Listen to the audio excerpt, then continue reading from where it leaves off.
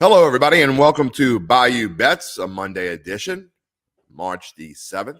Hard to believe we're getting that far down the line already. I'm Jim Derry, along with Spencer Urquhart and Patrick McGee behind the scenes, and we appreciate you for joining us here on a Monday afternoon. Spencer, what's going on?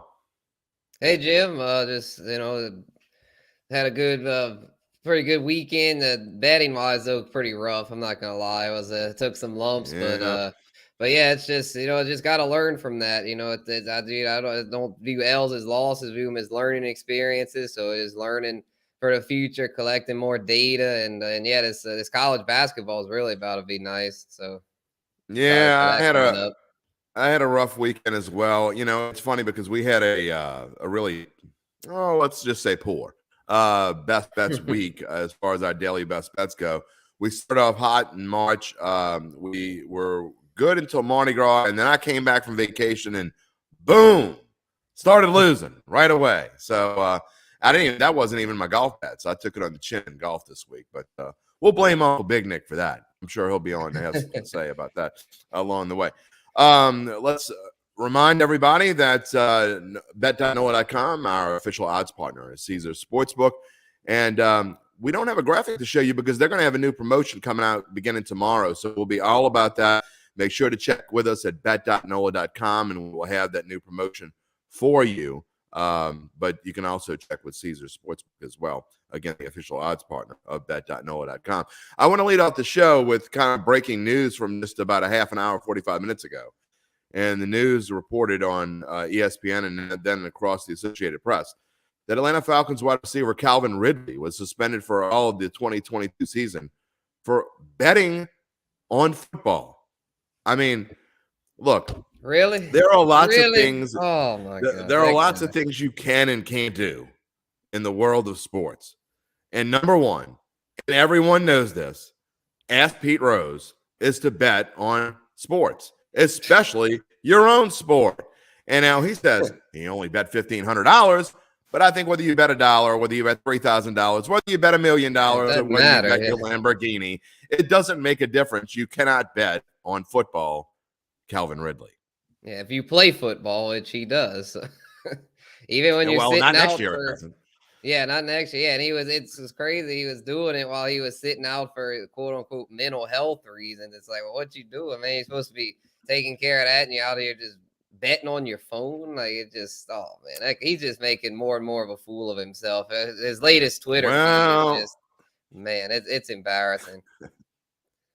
Yeah, well, hold on. We got a little mention from Uncle Nick, Big Nick here.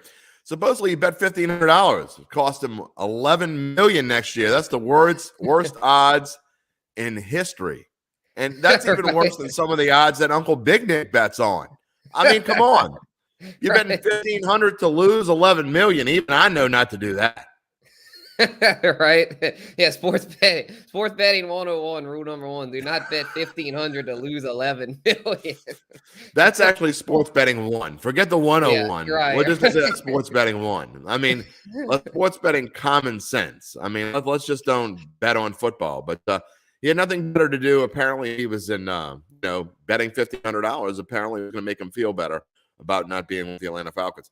Now, speaking of, and by the way, Amy just reports in her aggregation from both the ESPN and the Athletic, again, the Associated Press also reported this. Calvin Ridley's Twitter feed apparently is blowing up right now. So if you want to go check him out, you can go check that out. And he says, I don't have a gambling problem. Well, you know what? You don't have a gambling problem, but you definitely have a financial problem now, right? Yeah, I mean, losing out on a whole year's worth of paycheck. So I mean, yeah, and possibly more. I mean, they say at least 1 year. He also tweeted, he's like, "Oh, I'm only getting 1 year." LOL. It's like, buddy, you might be getting more than 1 year. You might get banned for life, possibly, if they look into this and they view it as this is like at least 1 year. Like they didn't say just the 1 year. So he needs to watch himself. If he keeps doing this, he very well might run himself out of the league. Well, apparently he's self-reported, which always helps situations, but not necessarily a wonderful thing. Let's see. I'm getting a text here live on the air.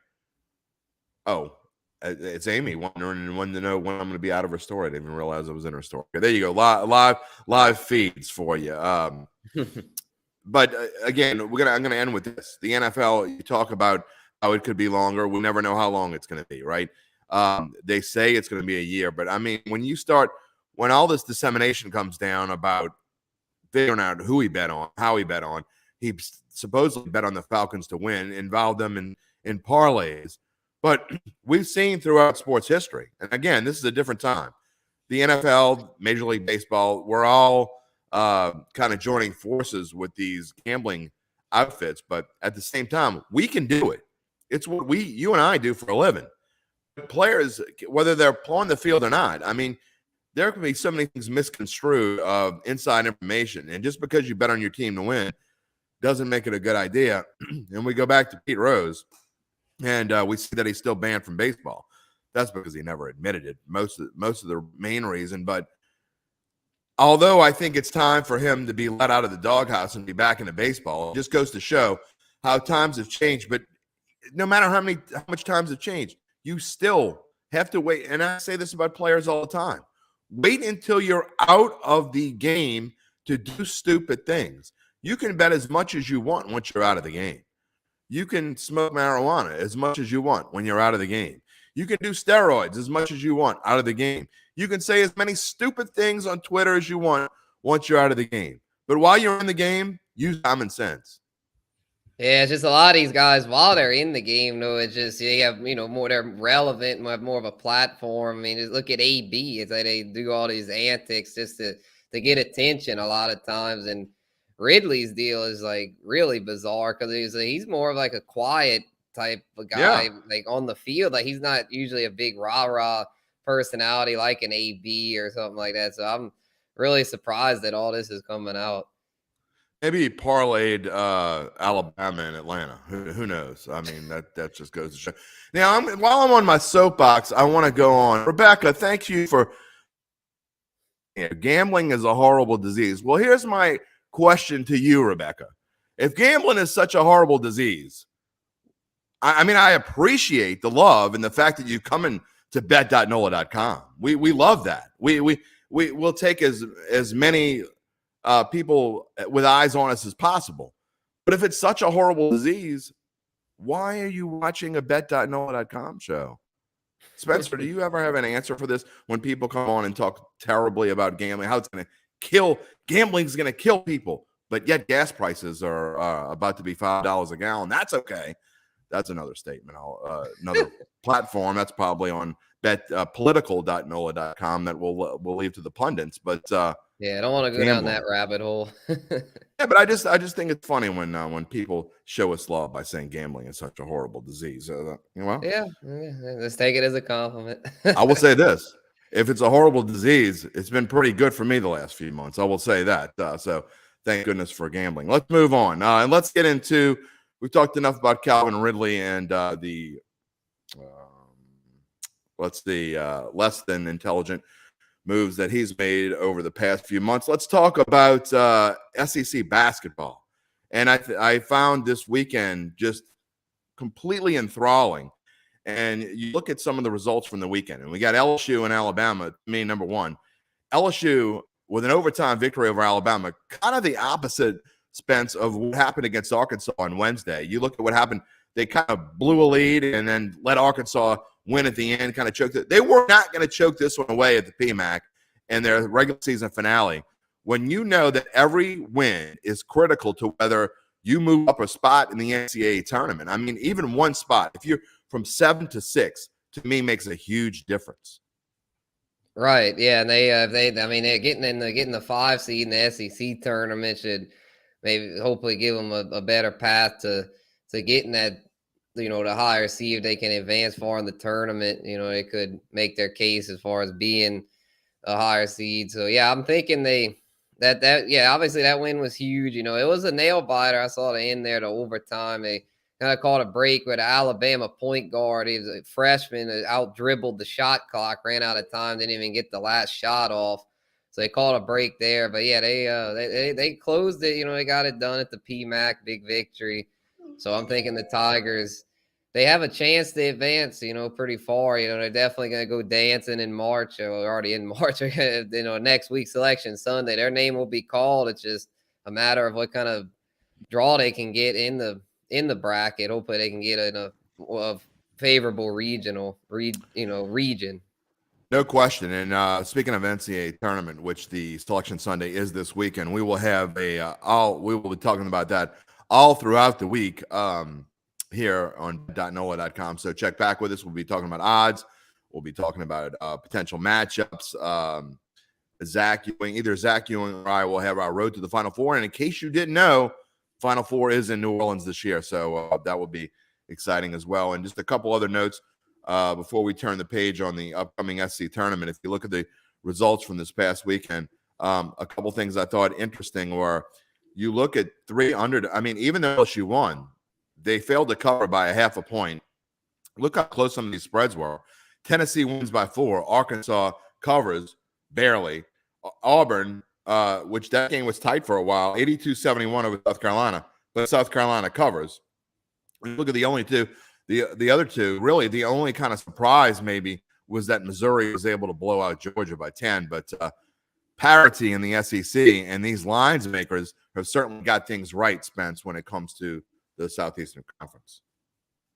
Yeah, for sure. Yeah, all the spreads were pretty close to the actual score there. And yeah, I was surprised that the South Carolina, I know it was a wide spread, but the fact that they covered was a little surprising to me. Auburn is a team. I still like Auburn. I still think, they won by 11, shoot. I still think Auburn's a team that's going to go far. And then, Tennessee and Arkansas, I'm not sure how to feel about them. They're both solid, obviously, but I feel like I actually like Auburn the best out of all the SEC teams. Kentucky's obviously super talented, but I don't know. Sometimes I'll watch them. I'm not all that impressed. I feel like Auburn is, to me, they're my best bet out of the SEC.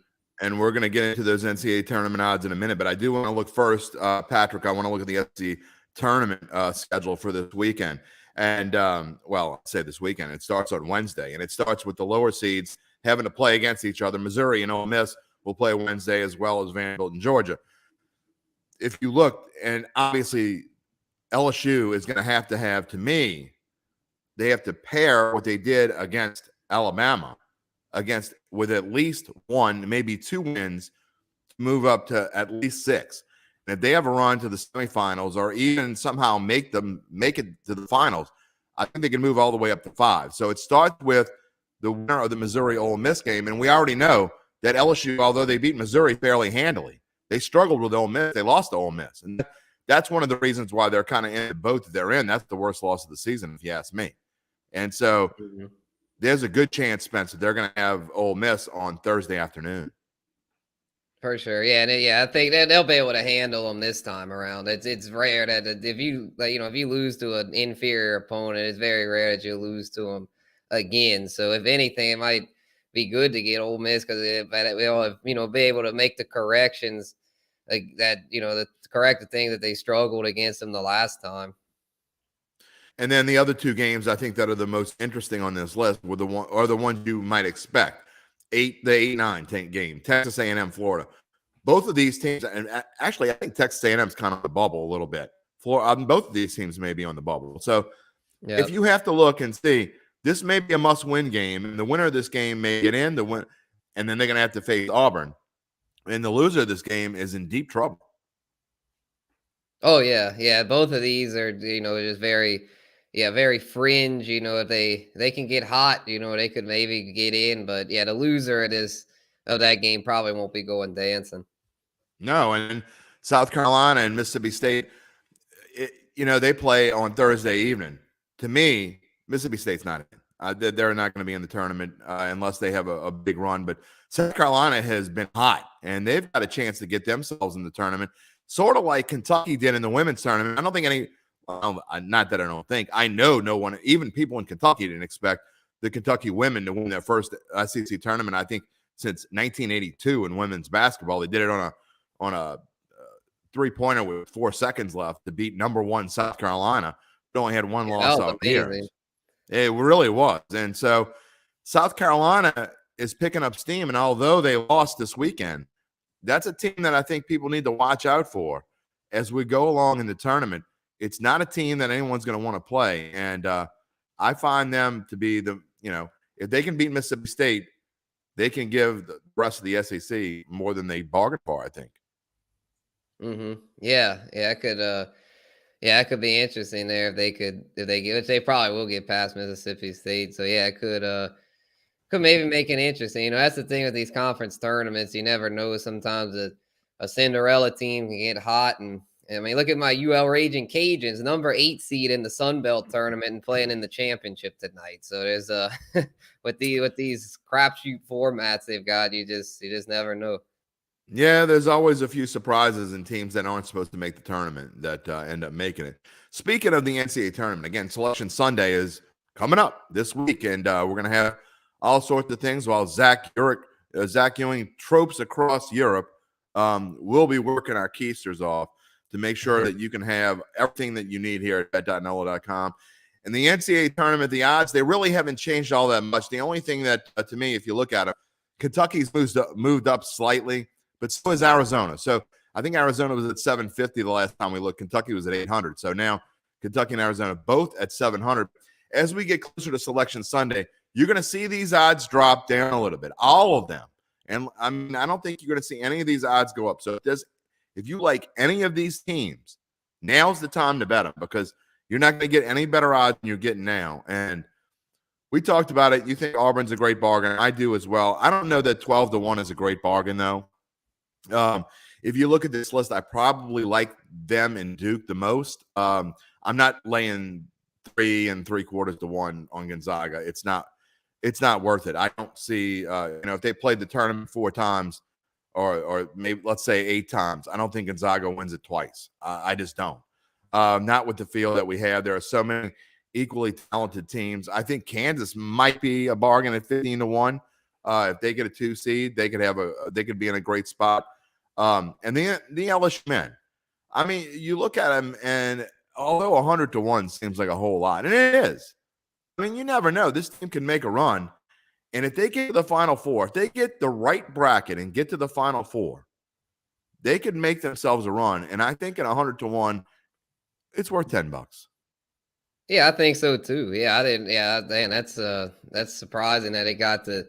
That is that much. I thought it maybe would have been more like 50-1, maybe 75-1, but 100-1. Yeah, that's a value. That's a value. Yeah, I definitely.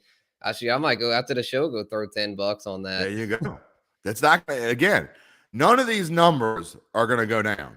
Where you see them now is they're only going to go up from here, because when the Selection Sunday comes out, you may get a break with a team like Kansas. They're like a 3 seed or something like that, and their road looks a little harder for the most part. If you want this number, you need to get it now. And then especially once the tournament starts, every time they win, numbers are going to go down. So it's not going to get any better. And then LSU women, I find it interesting.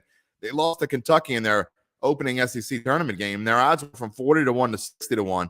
I don't get that at all. I mean, Kentucky went on to win the SEC tournament. So to me, that doesn't make a whole lot of sense, but I wish I would have waited now. I got them at 40-1. Maybe I ought to go put another 10 on them at 60-1. Yeah, that's a good bargain too. Because South Carolina, I was like, oh, they're just going to dominate, but they showed they had some chinks in their armor. So I guess you never. That's right. That's right. You never know. And speaking of you never know, how about the New Orleans Pelicans? I mean, now look, they dropped the heartbreaker last night in overtime, but you have to really be happy if you're a Pels fan. And they've been watching here. You have to be happy with where they are, and just with the life that CJ McCollum has injected in this team and how they played. Yeah, most definitely. Yes, it's been a brand new team ever since they got him. And then the rookie Herb Jones, big shout out to him. I was thinking, man, I like the McCollum trade, but losing Josh Hart could hurt. But with Herb Jones stepping up in that like 6-man type role, it hadn't really hurt much. So with McCollum there, it's definitely been a net gain. They've been amazing. They could have easily they could covered his dogs 3 of their past 4. Would have been 4 out of 5 if they wouldn't have fallen short in overtime last night. In regulation, they covered. So they've been amazing. They've been so fun to watch, and they've they've just got guys that play hard and they're skilled and can do the right things. And man, if they could get Big Zion back to go with that, man, they're there. I wouldn't. I think I said it last week. If I'm a play-in team like the Clippers, Timberwolves, I would not want any part of the Pelicans or the Lakers. I just the Lakers are done. wouldn't be. I know they beat Golden State, but I'm still not buying them. LeBron can't drop 50 sweet? every night. Wouldn't it be sweet though if the Pels got to knock out the Lakers? Oh yeah. And whether I don't care if it's in New Orleans or LA, it doesn't make a difference to me. If they got a chance to knock out the Lakers and send AD home and LeBron and all that stuff. Oh yeah, AD might be back for the play-in. Yeah, that could be a grudge match there. It'd be a rivalry. It'll be interesting to see if Zion is back by then. Lots of talk that he's going to be with the team. He's in New Orleans. They showed we've seen him at Mass this weekend, and so he will be back. And as we talk about the Lakers, you see their odds have dropped to 50-1. Meanwhile, the Pelicans, who just a few weeks ago were 100. No, let's see. They were what were they? They were plus.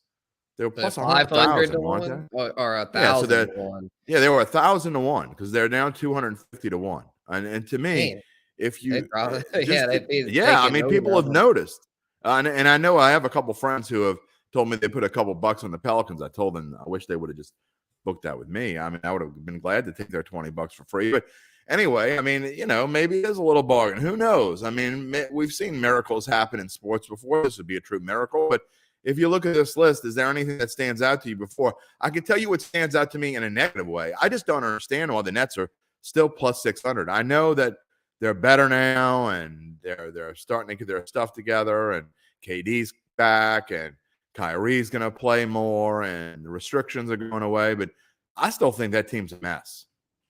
Yeah, and a big mess, the big question mark is Ben Simmons. I mean, he's reportedly had a setback or something with his back. Like just a guy that he hadn't played all year. He's trying to get his conditioning up, and he's already getting hurt. Just I wouldn't trust him at all. So we say it every week that we don't like the Nets, and I'm still sticking to that because at 6-1, it's just not worth it. I like the Sixers kind of at 6.5 to 1 because it just Harden is just such a big impact. We'll get to him more on the daily best bets for today because it's just man, with him there, it showed. Without him, he missed the Heat game. When was that? A Saturday, I believe. And it was just such a noticeable difference without him. With him or without him, it's such a difference. So if he can stay healthy and be 100% for the playoff run, that team could be dangerous. Well, it's no bargain, but I like the Suns still. They're still my favorite, and they're their overall favorite. And then in the East, I like the Bucks and the Heat. And I think if you look at the Heat, they may be a bargain at 10 to 1. I don't know how much 10 to 1 is a bargain. So really kind of, if you didn't make your bets already, I think you kind of missed the boat unless you like one of these underdogs. So if you want to go down the list, you can check it out at Caesars Sportsbook. They're all on there. Unless you like one of the longer shots, I don't think you're going to find a bargain anywhere near the top. All right. This past weekend, we talked a little bit about what we saw in the SEC. We don't have a slide for this, but real quickly, I want you to talk about the NASCAR Pennzoil 400. And we didn't have the winner there, but we did have an upset winner in the race. And Alex Bowman. Man, it sucked because one of my picks to win, Martin Truex Jr., was right there. Him and Kyle Busch were racing for the lead, and it looked like Truex was about to pass him, and then they threw a caution flag with 2 to go, and it froze the field to where everyone could make a pit stop, and then the Bowman and the 2 other cars, his 2 teammates, Hendrick Chevrolet, was able to leapfrog the Joe Gibbs Toyotas of Truex and Busch, and were the top 3 at that point. And then with 2 laps to go, it was the reason they got ahead was because they took 2 tires and the other cars all took 4 tires. But in 2 laps, the tires aren't going to be enough of a difference. So those race strategists for those 3 teams ended up looking really smart because all 3 of those cars finished in the top 5, and they then got 1-2. Larson and Alex Bowman went 1-2 because of that strategy. It was just bad luck for Busch and Truex because by all rights they deserve to finish 1-2, but that late yellow, it just can, with racing, man, whenever there's a late caution, it can change everything. And then in golf this past weekend, Scotty Scheffler, it just goes to show he wins with a -5 mark, but he was even yesterday. He was one of the only guys at the top of the list who didn't shoot over par. The wind conditions at Bay Hill yesterday were just horrendous and gave the players fits. And so -5, wins the tournament, which leads into this week. It is the biggest week of the year so far. It is early in the calendar year, but the Players Championship is this weekend at Ponte Vedra Beach. A tournament that is near and dear to my heart. My late grandmother used to live directly across the street from Sawgrass, and so I spent quite a few summers over there, and I have been to the Players Championship quite a few times, the vaunted number 17 hole. And it's going to be interesting this week. These are the odds of this morning. Now, we're going to have to look to see what may change between now and Thursday. We're going to have Uncle Big Nick on the Datitude Show on Wednesday. And the weather forecast for the Jacksonville area this weekend is terrible. It's supposed to rain, I believe, 3 or 4 days. It's supposed to have windy conditions. It is not going to be fun for golfers to play golf this weekend. So it'll be interesting to see if maybe some of these odds change a little bit. And as we go through and try to figure out who is better in just terrible weather, because that's what it's going to take. Right. Yeah, I guess I'm sure Uncle Big Nick would know since he keeps up real close. I'm sure that he could go back and look at the history of certain guys that do good in weather. Maybe Scotty Scheffler again. I mean, he did good. He was able to still shoot even par despite the win this weekend. So, I mean, maybe he could pull it off again. I mean, it's hard to go back to back, but hey, I mean, I guess it's worth a look. And there you see, as Uncle Big Nick says, he was 100 to 1 after round 2. You could have had him 100 to 1. You could have put $10 on him and win 1,000 after round 2. It just goes to show you that this tournament was one of those things where you didn't need to be great. You just needed to be not bad. He was the player, I guess, who was the least bad. So you look at some of these odds, and to me, I don't know how Jon Rahm is still a favorite in every tournament he plays in. He has not played that well going in, and neither is Justin Thomas. So neither one of these guys will be on my list. I can tell you that going forward. Colin Morikawa has played well when he's played. He hasn't played a ton early on here. Rory kind of just blew up yesterday. He had a chance to get to the top of that leaderboard. Victor Hovland, another guy who is just Victor Hovland had several chances to take charge of this tournament in the Arnold Palmer and just couldn't do it. Although he has had some great tournaments this year overseas as well. So, and then Patrick Cantlay is always in the mix as Danny Berger. Hideki Matsuyama just playing a little bit too much, I think so. I don't think he'll be in my my numbers as well. But anything you see in this list that sticks out to you, Spence? I mean, yeah, there's nothing to. I think maybe Rory there. I mean, because he was doing really well, until he had the choke at the in the later days. He was dominating early, but I don't know. The old double bogey will get you every time. Yeah. I was like, I don't know. Every time I try to handicap golf, I'll leave that to Uncle Big Nick. Well, yeah, there you go. And Uncle Big Nick will be on the Datitude podcast, and he says, tune in Wednesday for his Rahm rant. He finally put some money, I think, on Rahm last week. Not this past week, the week before last, and kind of bit him in the butt. So we told him not to bet on Rahm. And I won't be betting on Rahm until he actually wins something and goes forward. So talking about going forward, I'm sure golf will be on our daily best bets this week, maybe as early as Tuesday. Who knows? But we look at what we did last week, and look, we want to be as transparent as possible. So when we stink up the joint, we want to show you that we stunk up the joint, and we did. We lost just about everything over the weekend. So luckily, we had a good start to the week, or this -101.50 would have been a whole lot worse. But I tell you, they should have let me stay on vacation. If I'd have stayed on vacation, Spence, we'd have been positive. There's no doubt in my mind. I was like, I usually do the early week stuff, and I was hitting early. We were rolling, and then I had a rough on Thursday. But yeah, Jim, we gotta shake back, man. This is kind of rough there. I finally broke the schneid last night, fading the Pelicans, and I really should have lost that one too, because if they don't go in overtime, obviously I lose. Pelicans had a nice lead there in the fourth quarter. They kind of let it slip away. And it wasn't something where I'm going to fade the Pelicans a lot going forward. I just thought this was a good time to do it because they had yet to win 5 in a row. They were going on a road. It's a bad spot.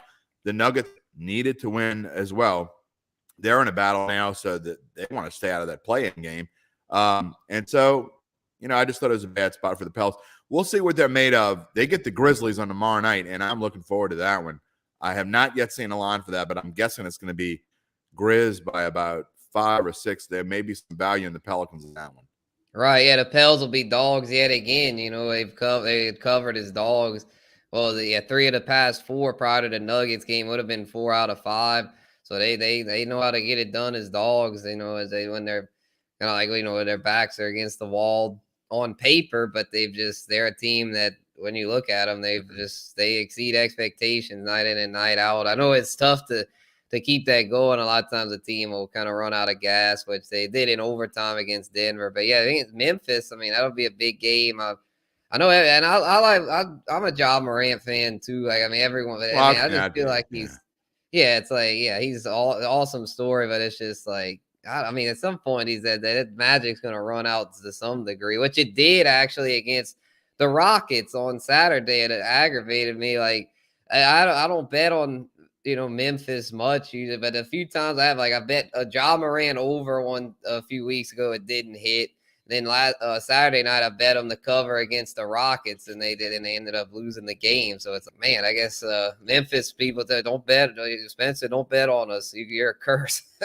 Yeah, and it's same thing with BI. I bet if you bet on Brandon Ingram tomorrow night, it'll be McCollum who goes off. So we'll have to look at the matchups to see what goes on there.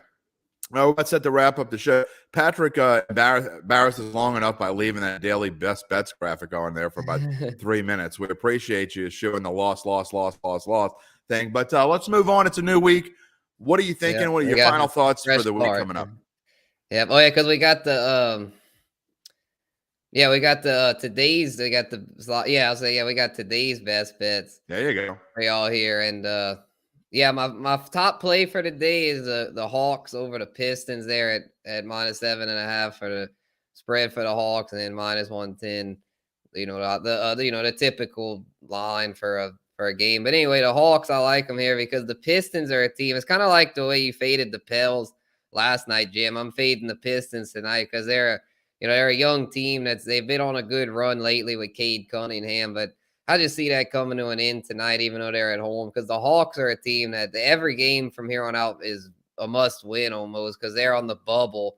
They're the 10th seed right now in the East, so they need to start winning some games more consistently. And I think Trae Young and those guys will win by a significant margin tonight because they're all healthy finally. They had been banged up, but the Twin Towers are finally healthy. John Collins and Clint Capella, and their wings, DeAndre Hunter and Bogdan Bogdanovic, have really shown out lately, especially Hunter. I think he was a top 5 draft pick a couple years ago. He's finally blossoming into the player they thought he could be. So I'm thinking they'll get it done tonight probably by 10 plus. So I like the spread there. And then James Harden going over 24.5, I feel is a good bet tonight because I feel like the books are still like they usually with these props, they usually base it off the season total. But I'm looking at his 76ers total, which is almost 27 a game. And there's only been one, he's played like 5 or 6 games with them. There's only been one game out of those where he's been under 25. He's been very consistent as a 76er. And I know he missed the game Saturday, but he wasn't on the injury report today. So that tells me he's healthy and ready to go. And it was close. Like some of the one line had him at 23.5, but the juice was a lot more. The juice is like -140. So I kind of preferred his 24.5 with only -104 for the juice. Did anyone check to see if he just tripped over the buffet table? I mean, that's certainly possible, right? I mean, I know I've done it before. So, I mean, maybe that's what happened. I'm not sure. But Harden, that guy. Yeah, poor he's the guy though that he wants people to think he's fat. Like he'll wear I know he does. He probably put out some of those memes. And he's actually pretty cut. Like he's actually not nearly as big as people think he's this fat. So, but he's still an elite scorer. Maybe hang out with Zion and teach him a thing or two. That's another story. We're gonna have a fun week again. Daily best bets all this week. Make sure you stick with us for Spencer put up something earlier today about the NCAA tournament odds, and you can check for that out. all the big conferences, plus the smaller ones with involving Louisiana schools like the Southland and the SWAC.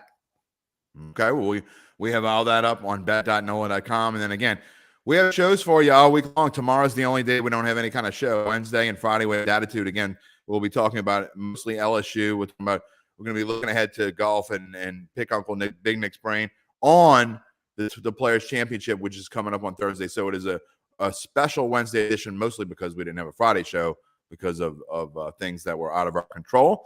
So we're going to be back on that. And then Thursday at the book show, I will be at the book. Spencer will be with us. Devin Jackson will be with us. I will be live at Harris Sportsbook, and we will be ready to talk about the weekend that's coming up, because this is going to be one heck of a big weekend coming up. Final thoughts, Spencer? All right. Yeah, just shoot. Yeah, I guess just I guess we'll go back to the Calvin Ridley thing real quick. Just like it was funny because I just got an alert. We didn't talk about that enough.